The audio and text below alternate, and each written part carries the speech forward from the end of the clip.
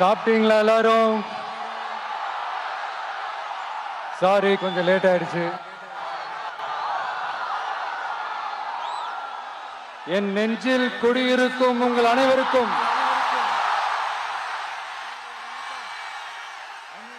என்னுடைய வணக்கம்.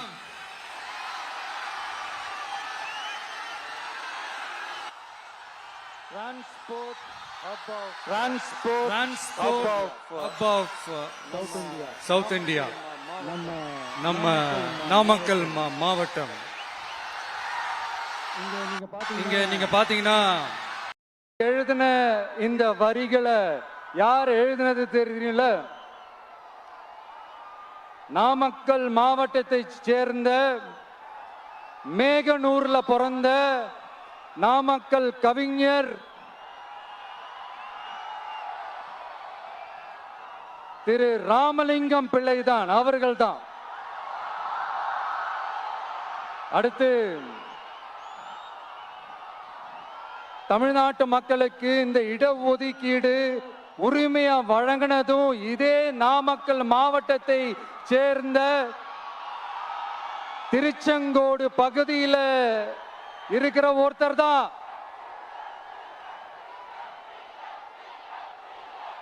நம்ம சென்னை மாகாணத்தோட முதலமைச்சரா இருந்த சுப்பராயன் அவர்கள். அவர்தான் அந்த மாபெரும் மனிதர். மக்களுக்கு இடஒதுக்கீடு உரிமைய வழங்கினதுல இவருக்கு மிகப்பெரிய ஒரு பங்கு ஒன்று இருக்கு. அதுதான் இந்த கம்யூனல் GO 1071 அதை கொண்டு வந்து பட்டியலின மக்களுக்கும் பிற்படுத்தப்பட்ட மக்களுக்கும் இத வழங்கினார். அதனாலதான் அவரு முதலமைச்சரா பதவியேற்றதுக்கு அப்புறம் முதல் தமிழர் அப்படின்ற அந்த பெருமையோட சொன்னது மட்டும் இல்லாம இதே நாமக்கல்ல அவருக்காக ஒரு மணிமண்டபம் கட்டுவோம்னு வாக்குறுதி நம்பர் 456 கொடுத்தது யாரு?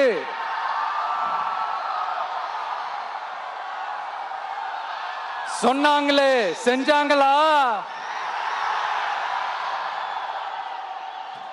அதாவது ஒரு படத்துல நம்ம வடிவேல் சார் இந்த எம்டி பாக்கெட்டை எடுத்து இப்படி காட்டுவார் தெரியுமா? அந்த மாதிரிதான் ஒவ்வொரு வாக்குறுதியும் படிச்சுட்டு அந்த எம்டி பாக்கெட்டை இப்படி நம்ம காட்ட வேண்டியதுதான். இப்ப நம்ம அந்த நாமக்கல் மாவட்டத்துல வாக்குறுதிகளா அது செய்வோம் இது செய்வோம்னு நிறைய சொன்னாங்களே, அதுல ஒரு சின்ன லிஸ்ட் மட்டும் இப்ப நம்ம பார்ப்போம்.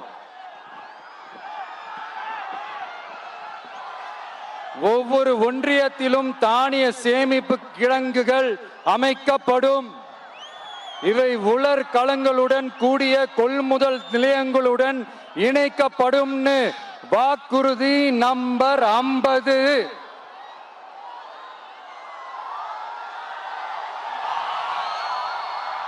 கொப்பரை தேங்காயை தமிழக அரசே கொள்முதல் செய்யும். அதிலிருந்து தேங்காய் எண்ணெயை உற்பத்தி செய்து நியாய விலை கடைகள் மூலம் விற்பனை செய்ய நடவடிக்கை எடுக்கப்படும். வாக்குறுதி நம்பர் 66.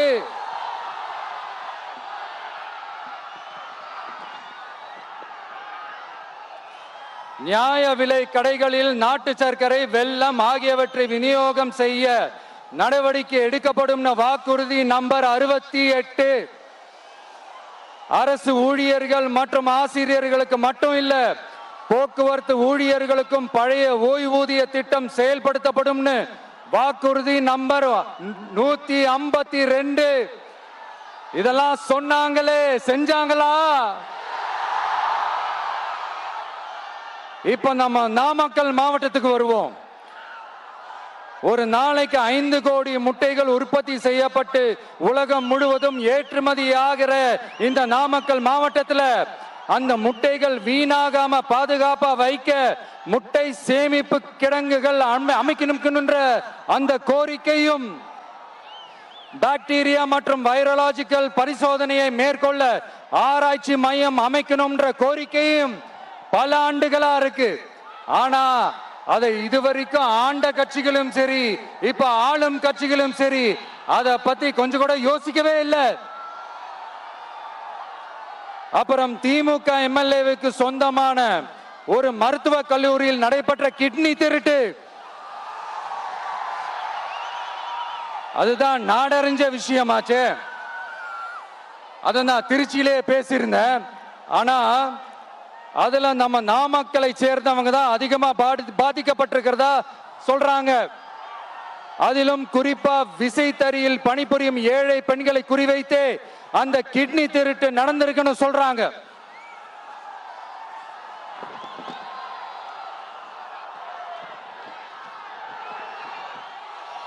இதுல ஈடுபட்டவங்களை யாரா இருந்தாலும் நம்ம ஆட்சி அமைஞ்சதும் கடுமையாக தண்டிக்கப்படுவார்கள். இந்த கிட்னி திருட்டுக்கு ஆரம்பம் எங்க இருக்குன்னு பாத்தீங்கன்னா கந்துவட்டி கொடுமையில இருக்கு. அதாவது விசைத்தறி தொழிலாளர்களோட வாழ்க்கை தரத்தையும் பொருளாதாரத்தையும் இந்த ஏமாற்று மாடல் திமுக அரசு மேம்படுத்தாத காரணத்தால அவங்க கிட்னி விற்கிற அளவுக்கு தள்ளப்பட்டிருக்கிறாங்க. இது எவ்வளவு பெரிய ஒரு கொடுமை! விசை தொழிலாளர்களோட வாழ்க்கை தரத்தையும் பொருளாதாரத்தையும் மேம்படுத்த தேவையான தீர்வுகளை யோசிச்சு உறுதியா எங்க தேர்தல் அறிக்கையில சொல்வோம்.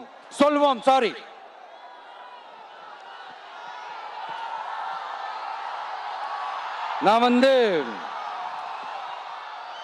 இந்த சுற்றுப்பயணத்துல எல்லா ஊருக்கும் போகும்போது ஒரே விஷயத்தை தான் மக்கள் ரிப்பீட்டடா நம்ம கிட்ட சொல்றாங்க.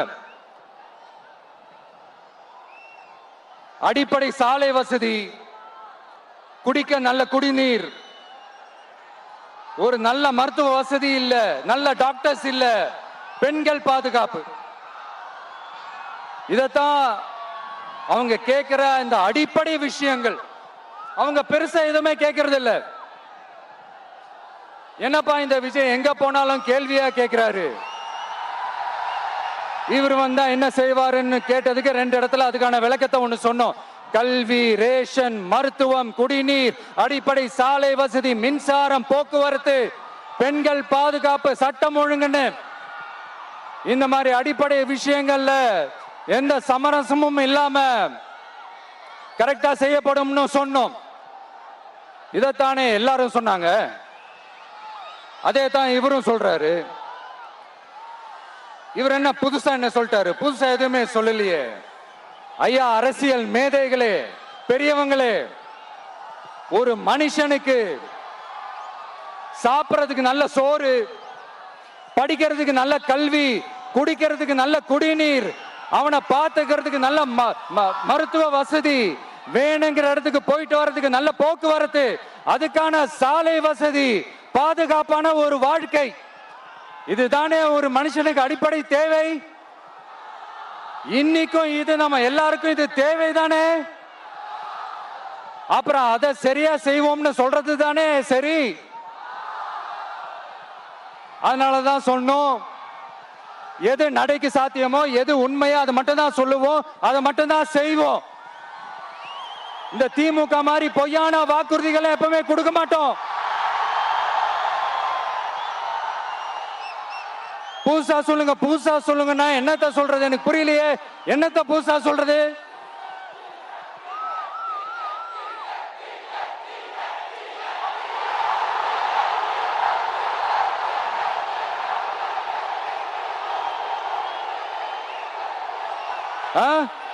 புதுசா என்னப்பா சொல்றது? செவ்வாய் கிரகத்துல ஐடி கம்பெனி கட்டப்படும், காத்துல கல்வீடு கட்டப்படும், அமெரிக்காவுக்கு ஒத்தடி பாதை போதப்படும், வீட்டுக்குள்ளே ஏரோப்ளேன் ஓட்டப்படும், இந்த மாதிரி அடிச்சு விடுவோமா? நம்ம சிஎம் அவர்கள் அடிச்சு விடுவாரு, அந்த மாதிரி அடிச்சு விடுவோமா?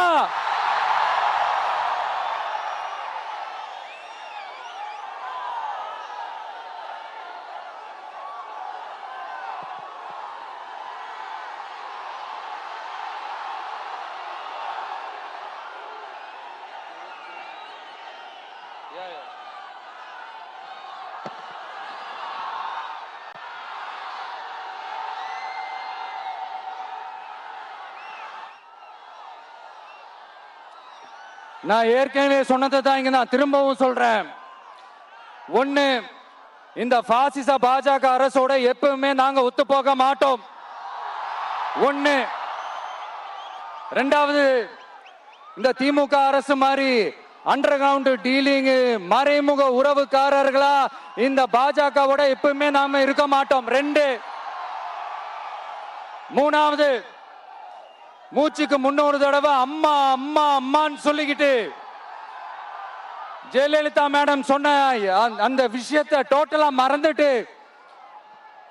ஒரு பொருந்தா கூட்டணியா ஒரு கூட்டணியை ஒண்ணு அமைச்சுக்கிட்டு கேட்டா தமிழ்நாட்டோட நலனுக்காக இந்த பாஜகவோட கூட்டணி வச்சிருக்கோம்னு சொல்லிக்கிறாங்களே, அவங்கள மாதிரியும் நாம இருக்க மாட்டோம். இல்ல, நான் தெரியாம தான் கேக்குறேன். இந்த பாஜக அரசு தமிழ்நாட்டுக்கு என்ன செஞ்சிட்டாங்க? நீட்டை ஒழிச்சிட்டாங்களா? கல்விக்கு தேவையான அந்த நிதியை முழுசா கொடுத்துட்டாங்களா? இல்ல தமிழ்நாட்டுக்கு தேவையான எல்லா விஷயங்களையும் தான் சரியா செஞ்சிட்டாங்களா?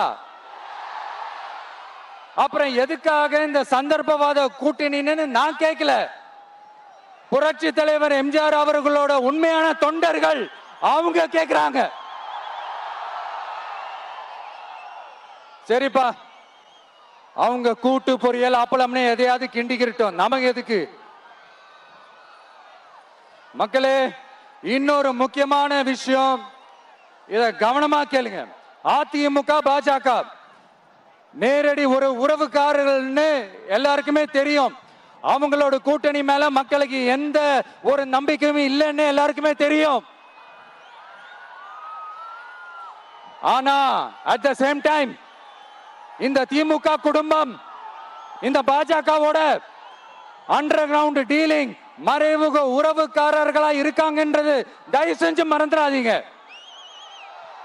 வரப்போற தேர்தல், அடுத்த வருஷம் வரப்போற தேர்தல்ல நீங்க திமுகவுக்கு ஓட்டு போட்டீங்கன்னா அது பாஜகவுக்கு ஓட்டு போட்ட மாதிரி.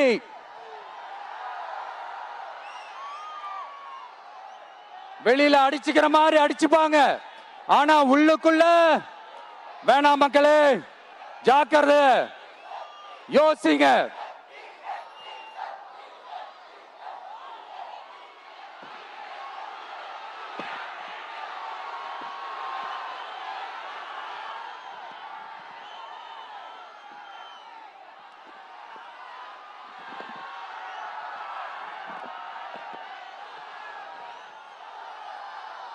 அதனாலதான் மறுபடியும் சொல்றேன், திரும்பவும் சொல்றேன், 2026 ஒண்ணு, இன்னொன்னு, ஒண்ணு, இன்னொன்னு.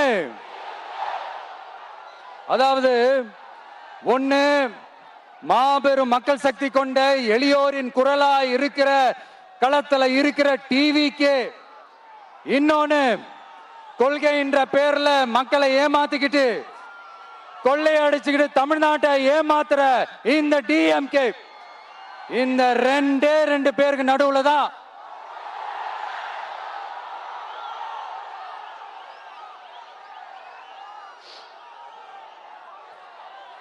இப்படி ஒரு மோசமான ஒரு ஆட்சியை கொடுக்கறாங்களே. இந்த திமுக அரசு மறுபடியும் ஆட்சிக்கு வரணுமா? உங்க உண்மையான மக்களாட்சி, மனசாட்சி உள்ள மக்களாட்சி, உங்க நம்ம டிவிக்கு மறுபடியும் ஆட்சி அமைக்கணுமா? சாரி, இப்ப ஆட்சி அமைக்கணுமான்னு கேட்டேன். சாரி.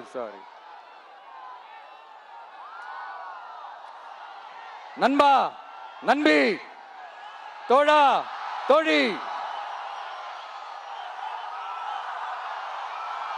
என் மேல இவ்வளவு நம்பிக்கை வச்சிருக்கிறீங்களா? என்ன இவ்வளவு நம்புறீங்களா? பார்த்தலாம், ஒரு கை பார்த்தலாம். சத்தியமா சொல்றேன், நானும் ஒரு 2-3 வாரத்துக்கு முன்னாடி என்னமோ ஏதோ நினைச்சேன். பார்த்தலாம், சத்தியமா பார்த்தலாம். கான்பிடண்டா இருங்க மக்களே, நல்லதே நடக்கும், வெற்றி நிச்சயம். மீண்டும் சந்திக்கும் வரை நன்றி, வணக்கம்.